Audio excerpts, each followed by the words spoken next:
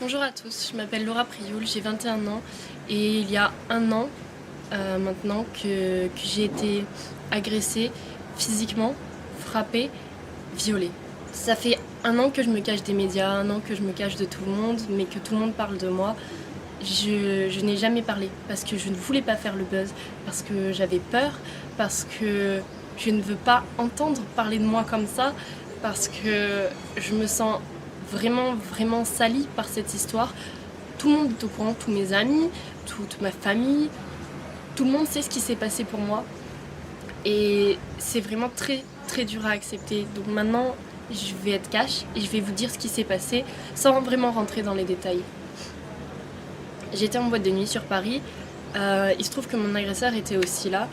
On a passé une super soirée, vraiment très gentil, à m'inviter à sa table, à boire un verre, etc. Je ne buvais que de l'eau. Lui, il buvait de l'alcool, beaucoup d'alcool. Donc par la suite, il me propose d'aller dans une deuxième boîte de nuit. Je me soucie du fait de comment je vais rentrer chez moi. Il me dit qu'il a des chauffeurs privés, qu'il me fera ramener, etc. Donc très bien. On part pour cette deuxième boîte de nuit. Au final, une voiture se gare à côté de nous, des paroles sont échangées en arabe, je n'y comprends strictement rien du tout. Je demande à mon agresseur ce qui se passe et il m'explique qu'on va finir en fait la soirée dans un hôtel, dans l'hôtel de son ami, parce que la boîte de nuit n'est pas très bien. Soit.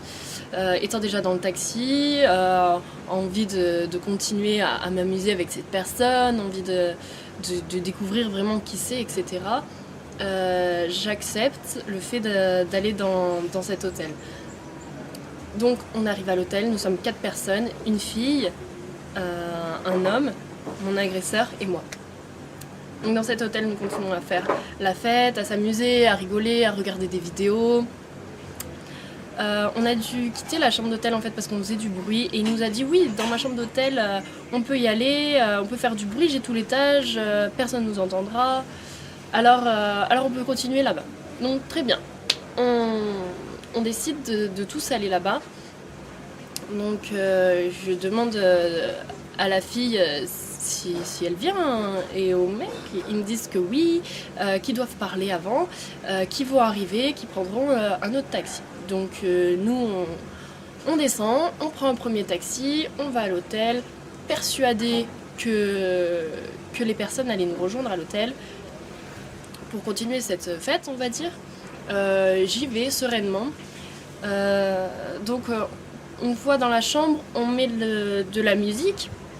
On continue à danser, à faire la fête et on était proches et à un moment on s'est tous les deux embrassés en fait et il a voulu me rembrasser et j'ai tourné la tête et ça lui a pas plu. Je me suis fait frapper d'un coup et je n'ai pas vraiment compris ce qui se passait sur le moment parce que dans ma tête tout était beau et tout se passait bien. J'ai voulu me défendre et cette personne m'a refrappée. Je n'arrivais rien à faire, rien du tout. Il était vraiment trop fort pour moi, sur moi, à me frapper et cette personne a fini par me violer. Donc après m'avoir frappée et violée, je me suis enfermée dans la salle de bain. Il fallait que je retourne dans la chambre parce qu'il y avait mon téléphone, je devais prévenir quelqu'un, je devais appeler quelqu'un, il me fallait de l'aide, je ne pouvais rien faire et je suis rentrée dans la chambre. Il se trouve qu'il était normal, il me demandait mais pourquoi tu pleures, pourquoi tu t'es blessée, qu'est-ce que tu as fait, est-ce que tu veux de la glace? Il a appelé pour qu'on m'emmène de la glace, vraiment très bizarre. Une autre personne complètement. Et du coup, je prenais mes affaires doucement, j'essayais de me rhabiller doucement pour pas réveiller la bête en lui, on peut dire. Et après avoir pris mes affaires, je lui ai regardé dans les yeux et je lui ai dit mais tu es un monstre parce que je devais le dire et c'était vraiment très bizarre comme action, on peut dire. Et après lui avoir dit que c'était un monstre, il m'a poussé violemment sur le lit et a arraché mon vêtement qui était vraiment tout arraché. J'étais vraiment sans t-shirt. Il a essayé de me revioler en me touchant, étant couché sur moi, sauf que j'ai saisi sa gorge pour le stopper en fait. Je l'ai étranglé et il en a fait de même, il m'a étranglé aussi, mais il serrait tellement fort que je n'arrivais vraiment plus à respirer. Et honnêtement, je vais vous dire, j'ai eu vraiment très peur pour ma vie, j'ai eu vraiment peur de finir comme ça parce que je ne pouvais plus respirer. Je voyais noir, des étoiles, je venais de recevoir je ne sais combien de coups et je venais de me faire violer. Je me suis dit que c'était fini pour moi. Sauf que j'ai réussi à basculer mon agresseur du lit en l'étranglant et en le poussant, et j'ai réussi à m'enfuir de la chambre en courant. Il y a une personne qui m'a aidée dehors. Après, je me suis enfermée avec une femme de ménage dans une chambre qui m'a aidée. Les secours sont venus, la direction de l'hôtel est venue me donner des vêtements, la police est venue. Lui était enfermé dans la chambre, ils l'ont embarqué au poste de police, on m'a embarqué au poste de police, on nous a embarqués au même dans 2 voitures séparées pour pas qu'on se recroise, etc. Arrivé au poste de police, j'ai porté plainte, on va dire, mais ce n'était même pas réfléchi de ma part. Au poste de police, on m'a dit bah voilà, qu'est-ce qui se passe? J'ai tout dit et j'ai pas eu le temps de réfléchir, de savoir si je voulais porter plainte, si je voulais pas porter plainte, ce que je voulais faire, ce que je voulais pas faire. J'ai pas eu le temps de tout ça. Donc après avoir porté plainte, j'ai été emmenée à l'hôpital pour soigner mes blessures, pour me faire des tests ADN, faire des tests alcoolémie, faire des tests pour la cocaïne, faire toutes sortes de tests. J'y suis allée le jour même, j'y suis retournée le lendemain. J'ai eu un médicament à prendre pendant 1 mois qui me détruisait l'estomac, vraiment pour pas avoir de maladie, etc. Parce que oui, cette personne ne s'est pas protégée, bien évidemment. Quand j'étais chez moi, je me pliais de douleur tellement ce cachet me faisait mal. Et c'était dur. Je n'arrivais pas à le dire à ma mère parce que c'est trop dur de dire quelque chose de tel à sa mère. La mère qui a toujours voulu me protéger, qui a toujours voulu me mettre en garde, qui a toujours été là pour moi.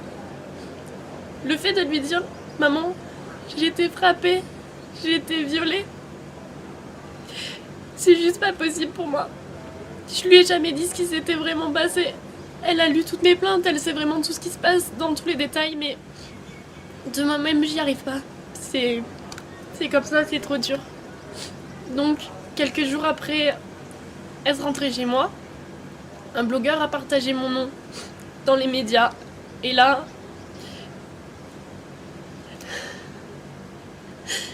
j'ai toute ma vie, on peut dire, qui s'est écroulée ce jour-là. Parce que on a commencé à m'insulter. On a commencé à me traiter de tous les noms. On a commencé à me menacer de mort. On a commencé à me menacer de tout ce que vous voulez. On a commencé à me dire vraiment des choses qui blessent. On a commencé à contacter mes grands-parents, à contacter ma mère, à contacter mes amis, savoir qui j'étais, à me contacter, à m'insulter, à me rabaisser, à m'inventer des histoires, à faire énormément de choses comme ça. J'ai eu tellement de menaces, j'ai vu tellement de commentaires sur moi. Je ne voyais aucun commentaire positif me concernant. Énormément de gens parlaient, énormément de gens m'insultaient, mais personne ne me soutenait, à part ma famille et mes amis. Sur internet, je voyais que du noir. Les gens ont commencé à m'appeler, oui, j'ai vu qu'il s'était passé ça, qu'est-ce qui se passe, etc. Je me suis coupée de tout le monde parce que j'y arrivais pas, c'était trop dur que les gens puissent savoir ça sur moi. J'ai changé de numéro de téléphone, j'ai supprimé tous mes réseaux sociaux. Je me suis coupée vraiment de tout le monde, je n'avais même pas le droit d'habiter chez ma mère pour ma sécurité. Donc c'était encore plus dur parce que j'avais vraiment besoin d'elle. Elle était là bien sûr, mais j'avais pas le droit d'habiter avec elle. C'était horrible pour moi. C'est comme ça. Dans les médias, j'ai pu voir que j'avais refusé la confrontation, alors que non. La police m'a bien expliqué que je pouvais faire la confrontation maintenant devant eux, ou que je pouvais la faire plus tard devant le juge, avec un avocat, après avoir réfléchi, etc. Sachant que je venais de me faire agresser par cette personne, la dernière chose dont j'avais envie, c'était de le recroiser, de le voir ou de l'entendre même, ou quoi que ce soit. Donc j'ai dit que j'étais pas prête et que je voudrais le faire plus tard. Donc voilà, donc je n'ai jamais refusé de confrontation, je l'ai fait plus tard. Ensuite, on a pu dire que j'étais coiffeuse, que j'étais escort girl, que j'étais chômeuse, que j'habitais à Nice, que je faisais que des défilés de mode, que plein de choses comme ça. Et tout est faux. Après, au Nouvel An, on a dit que des fans de mon agresseur m'auraient retrouvé dans la rue, sorti du lido, m'auraient fracassé, tapé une bouteille de bière sur la tête, etc. Alors que je ne suis même pas sortie pour le Nouvel An. J'étais chez moi, dans mon appartement, je n'étais même pas sur Paris, je n'étais même pas dans la ville où les faits se seraient passés. Après, qu'est-ce qu'on a pu dire sur moi? On a pu dire que Laura Prioul a été prise la main dans le sac, elle serait dealeuse de drogue, elle devrait passer devant le tribunal, etc. J'avais une grande possession de drogue, etc. À ce moment-là, j'étais en train de travailler, j'étais pas du tout sur Paris. Je ne savais même pas ce qui se passait. On m'a appelé en me disant ah bon, tu vends de la drogue et tout, qu'est-ce que c'est que cette histoire et tout. Non, je ne sais même pas ce qui se passe. Les gens sont au courant avant moi de ce qui se passe. Tout le monde se permet de me raconter une vie en fait, que je n'ai jamais parlé. Donc tous les Facebook, Instagram, Snapchat, Twitter, blog qui portent mon nom, ce n'est pas moi. Je n'ai jamais écrit, je n'ai jamais ouvert ma bouche, je n'ai jamais rien fait de tel. Au jour d'aujourd'hui, oui j'ai peur, oui je fuis la ville parce que je n'arrive pas à sortir. J'ai peur qu'on me reconnaisse dans la rue, j'ai peur qu'on m'agresse, j'ai peur que toutes ces menaces soient mises à exécution, j'ai peur de croiser quelqu'un qui pourrait dire ah mais c'est elle, j'ai peur qu'il se passe quoi que ce soit, j'ai peur pour ma sécurité, j'ai peur pour la sécurité de ma famille, j'ai peur pour la sécurité de mes proches, j'ai peur pour tout ça et c'est dur pour moi d'avancer avec ça. Écoutez-moi bien, je n'accepterai jamais d'argent pour enlever ma plainte parce que je veux que cette personne finisse derrière les barreaux parce que c'est trop dur, vraiment. Et j'ai pu savoir dans les médias que je n'étais pas la seule victime de cette personne, de cet agresseur. Je sais qu'il y a d'autres filles qui ont été victimes de cette personne. Des médias en parlent, etc. Et j'essaye de me battre pour moi, mais j'essaye de me battre aussi pour ces autres personnes. Mais c'est dur, sachez-le, et j'ai besoin de soutien. Et je suis là aussi pour soutenir ces autres victimes. S'il vous plaît, sortez. Sortez du silence et allez porter plainte ou je ne sais pas, mais aidez-moi, j'ai besoin d'aide, je suis toute seule contre cette personne. Les filles qui ont été victimes de quoi que ce soit, manifestez-vous, que ce soit par écrit, que ce soit en m'envoyant quelque chose, des preuves, des messages, en allant porter plainte, ce que vous voulez. Mais j'ai besoin qu'on m'aide pour mettre cette personne en prison. Sachez que je n'ai pas eu de chance parce que mon nom a été cité par un blogueur dans la presse parce que j'étais avec une connaissance de ce blogueur dans la soirée. Donc de suite, ça a fait un scandale autour de mon nom. Mais en France, vous êtes vraiment protégés. Personne ne pourra connaître votre identité si vous portez plainte. Même votre famille peut ne pas être au courant du fait que vous ayez porté plainte pour telle ou telle raison. Rien ne sera médiatisé, vous n'aurez pas de menaces, vous n'aurez pas de journaux sur le dos, vous n'aurez pas tout ça, vous serez vraiment protégés. J'ai juste besoin de vous, j'ai besoin qu'on se réunisse tous ensemble et qu'on le mette derrière les barreaux parce qu'ils le méritent. C'est tout. C'est tout ce que j'avais à dire. L'adresse que je vais vous écrire, c'est la mienne. C'est la seule sur laquelle vous devez écrire.